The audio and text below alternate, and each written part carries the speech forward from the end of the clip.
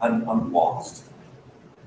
They've gone into a life and they think, what the heck? And that's what they embrace. That was the sinners. They were the ones that, when they went by, everybody else goes, those are sinners. I know they were too, but they're thinking they're doing okay. Those are sinners. They're bad. And Jesus, Matthew, one of these stone tax collectors, he would sit there, listen, sit down and have dinner together. And they're like, Jesus, who's this? And then all these, you know, isn't that something?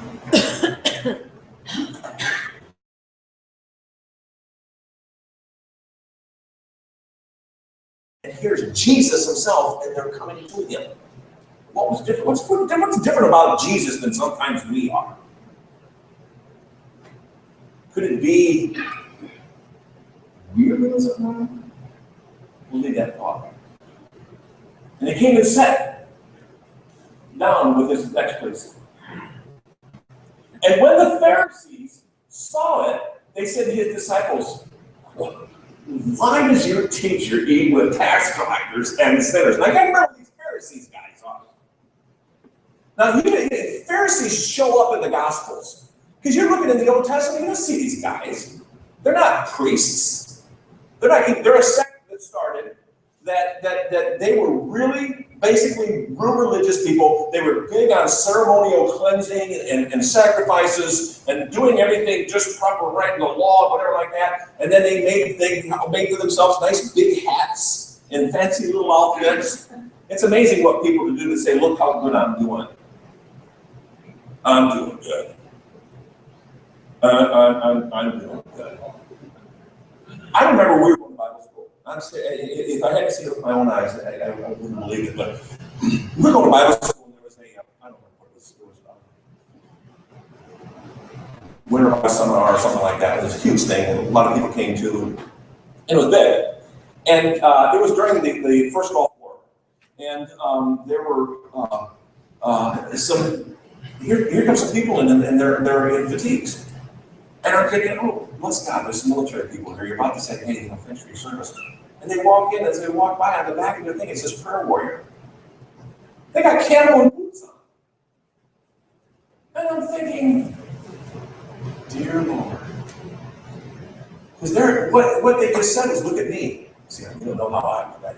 We're prayer warriors. You know, but Jesus said, when you pray, go into your closet where nobody sees you and pray.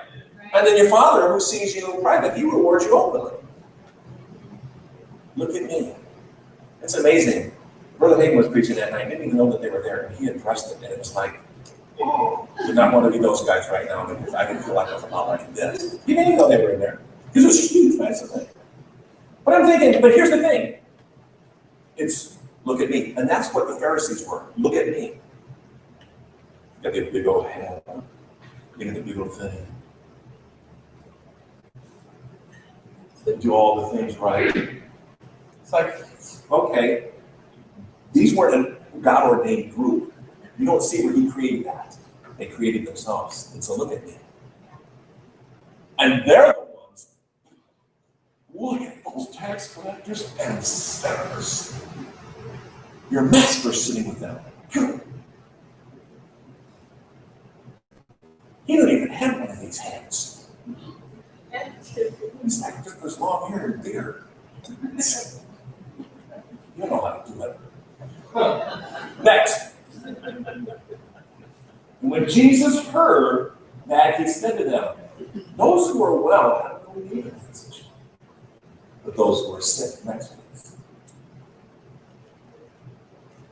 He says, but go and learn what this means.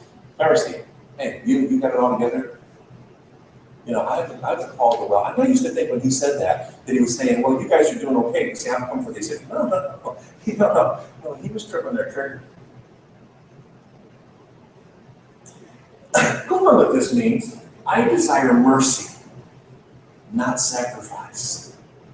You know what mercy is? Remember mercy? Mercy means this. It's kindness and goodwill towards the hurting and the afflicted, coupled with the desire to help. Kindness, goodwill. Jesus said this, I desire, and we talk to the Pharisee here, I desire kindness and goodwill to the afflicted and the hurting. And I'm one of those. I desire that, not sacrifice.